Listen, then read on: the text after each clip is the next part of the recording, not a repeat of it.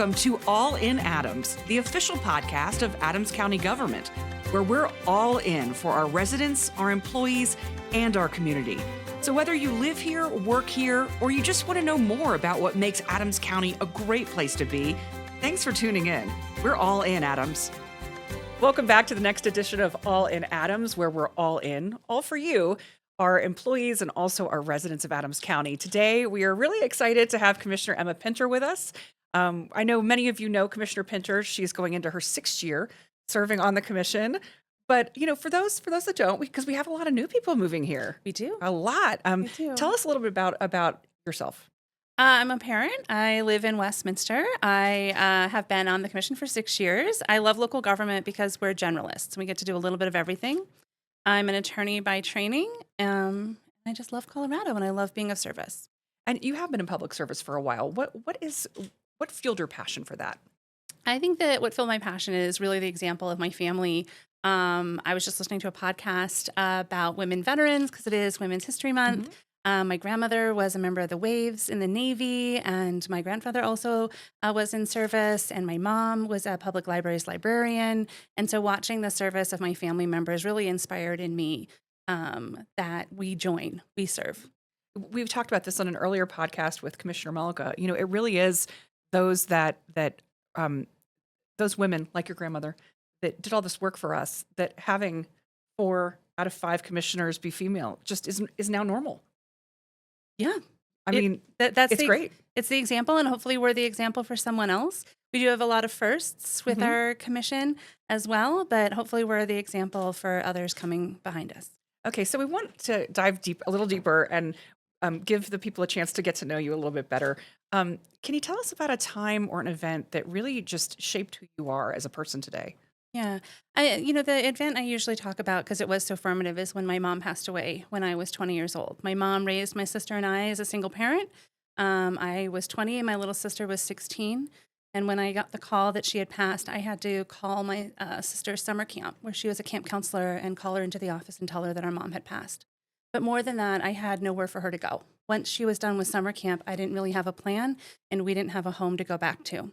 So working with friends, everyone said, what can I do to help? And finally, my college president offered that he would call a local boarding high school and help find a connection for her. And with his help and the help of other friends, we got her a full ride scholarship so that she was able to have a place to stay, house moms to look after her, 3 meals a day, and she was safe and could continue and finish high school, and I could continue and finish college.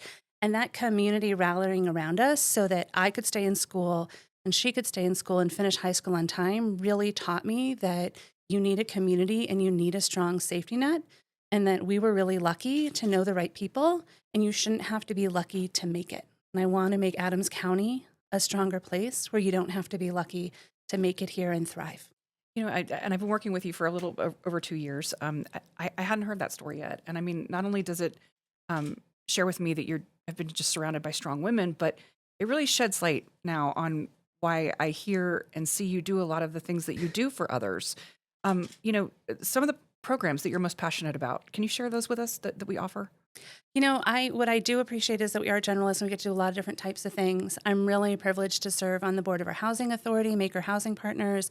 I really support our libraries. I love that we had our first poet laureate. We're looking out for our next poet laureate to bring that arts into community.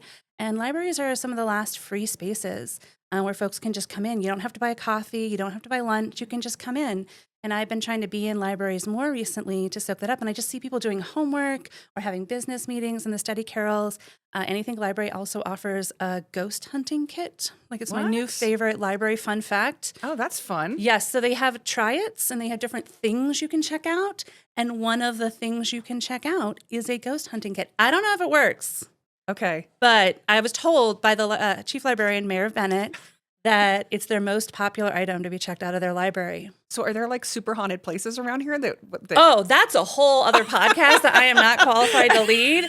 But The Haunting of Riverdale Road is really it's your search history. You look up whatever you want to look up. But yes, people have a lot of beliefs. The Haunting of Riverdale Road. I'm totally looking this up. People have a lot of beliefs about the history. But, for me, this question came from is what do I enjoy doing? I enjoy learning about community and leaning in. And I really appreciate the work we do on human services, from Workforce Center to child support and foster kids, and making sure that we do child abuse investigations thoroughly and fully, and having that fully funded human services program so that folks can take advantage of the services they need. There's just so many different types of things, from oil and gas inspections to making sure your highway is paved and plowed. We do it all in Adams County. Yeah, and I know a lot of people really appreciate your voice and things that you've done. And that's one thing I wanted to say is I hope, I know it's not easy running for office, right? And we're in crazy times where it's running is one thing and then serving is another. But I really hope that when you go home at night that you feel appreciated, because I really do hear that from a lot of people. That's kind of you to say. I think that we have a legacy of leadership in Adams County and serving community. I came on the heels of people who really put community first and put in place a lot of ethical principles to make our county better and stronger for the next generation. And I feel really that responsibility is that's a big trust to be like, we're trying to build an Adams County that's better and stronger for the future. I want to get into some more lighthearted, fun questions, but first, before we do that, one more that I want to talk about specifically for Adams County and in our government and our employees, our residents. What is your vision for the next 4 years? I know that's a big question, right? I know but are there certain things that you're really focused on doing with this particular board, passions that you have that you want to share, and things that and just goals that you want to see come to fruition? I think that we have a responsibility on behalf of our residents to have a strong, stable, accessible government. For me, that means showing up, that our services can continue despite the climate in DC, the new presidential administration, which doesn't seem to take kindly to cooperation. We have an obligation to the best of our ability to make sure that people can keep their cancer medications. They can keep food in their home. They can keep a roof over their head. They can apply for a job. And so many people here in Adams County are working people, and they deserve to have dignity and respect, safety in their community. And I want to do as much work as I can for as long as I can with my colleagues around the community to make sure that we are keeping as many people safe as long as possible and as much as possible. And again, I know that's much appreciated. Thank you for sharing that. Okay, so to the more lighthearted stuff, if you had a theme song, what would it be and why? That is a great question. I recently had to choose a theme song for an event, and I did go with Dolly Parton's 9 to 5. It is a working people's song. It's about, frankly, worker protections, labor unions, and supporting women in the workplace and supporting just a fair workplace for everybody. Mm-hmm. Plus, I love Dolly Parton. And that movie was just everything. I mean, honestly, it's a great movie. And I should go back and rewatch it. It's been a couple years, but yeah. Dolly Parton's 9 to 5. I love it. That's a great one. And who doesn't love Dolly? Okay, so if you could have dinner with any historical figure or famous person, they could be deceased or currently with us, who would it be and why? That's a tough one. I had sort of I've thought about this question before, and I'd sort of thought about it historically, if I can cheat and do two answers. Yeah. Historically, I'd really love to talk to Eleanor Roosevelt because I think we're facing conversations in the United States that are both local, domestic, but have international implications. And her being part of founding things that have led to the modern United Nations and the work that she did, as well as the work of her husband, the president. I'd be really curious to hear her candid reflections of how you moved a country from the Great Depression to success, global interconnectivity, and stability. That's a great one. I think in today's terms, we would call her a boss, right? Yeah, she did a lot. She did a lot with not a lot of overt power. She did a lot through influence, and also probably had a bird's eye view to what her husband, the president, did with overt power. And was there a second part? Yeah. So from a contemporary basis, I would just love to have dinner with Michelle Obama. Would be a good one. Right. I don't even know what I would ask, but I'm sure she has so many stories. I was born in Illinois. I'm from Illinois. I would love to hear. My mom was actually from the same town that she was from, Gary, Indiana. Oh, yeah. And a steelworking town. And reading her first autobiography, her story growing up really did mirror the timeline of my mom's story growing up. And I'd be really interested to hear what she saw change, what matters, and what happened to our blue collar communities and how can we protect them. Yeah, those are two fabulous choices. Absolutely. Okay. Next, we're kind of doing like the lightning round of the fun stuff. The next one is there a piece of advice that you've ever received that really, maybe the best piece of advice, something that shaped or changed you, whether it's a quote, something someone said? There is a piece of advice that leaps to mind. I don't know if it's really transferable. In my teenage years and early 20s, when I was going through a lot of these hard things, I came to Colorado first to be a mountaineering guide and was up in the Arkansas River Valley and was sitting really one day having a really hard time on a day off or on a quiet day in between sessions with our basically our pastor who was with us at camp and explaining how unfair it was that I was facing all of these challenges. And she didn't have any answers, and she was just sitting with me, and she said, one day this will give you a lot of empathy. And I was really mad. I didn't want to hear it. I don't know that you really should say something like that to somebody who's in the middle of grief, but it is what she said. And the more I think about it, the more I think about having the opportunity to have empathy for what our community is going through, and providing pathways to stability has become my driving mission in the work that I do. Makes a lot of sense because, in public hearings, when I'm watching you, I see you really, empathize and connect with people when they're bringing their stories to the podium. So that makes a lot of sense. Yes, not great to tell somebody at 20 when they're in the middle of grief, but but good advice all the same. Okay, just a couple more questions.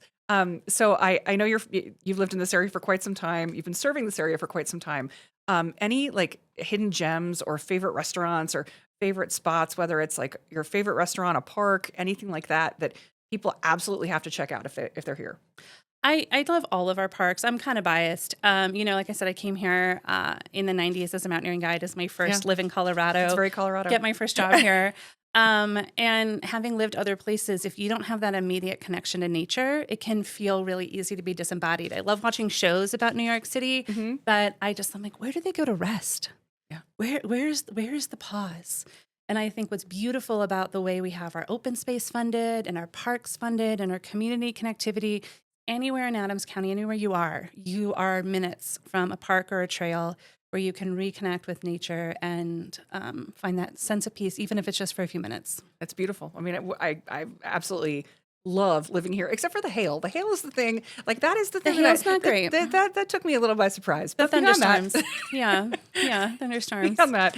Okay, so the last question that I really like to ask frequently is, what didn't I ask? What do you want people to know about? Oh, I don't know. I'm just glad to be here. I'm glad to be of service for Adams County. And I think that one of the things that I think about a lot, and I think about with my kids, about this moment in time you asked about the next 4 years. And I think that we have to build resiliency in community, take care of each other, take a deep breath, and that we are in for a long difficult conversation as a nation about what does it mean to protect freedom? What does it mean to feel safe in your own home? What does it mean to not worry about your neighbor's safety? So as we engage in those conversations and we do the business of day to day, please take care of yourself. It's going to be a long journey, and we need to cultivate and find hope and faith in community. I can't think of a better way to wrap up, especially because the ending of our podcast, which you'll hear in just a moment, to those listening and watching, but it's pre-recorded and it says, take care of each other. Exactly. Thank you, Commissioner Emma Pinder. We appreciate you taking time with us today. Thanks, Nikki. That's a wrap for this episode of All in Adams. Thank you for joining us as we explore the people, programs, and the policies that make Adams County a great place to live, work, and thrive. If you enjoyed the show, be sure to subscribe and share with your friends, neighbors, and colleagues. Have a topic you'd like us to cover? Let us know. We're all in for bringing you the stories that matter most. Until next time, take care of each other and stay connected with us on Facebook, Instagram, Nextdoor, and X. We're all in Adams, and we're all in for you.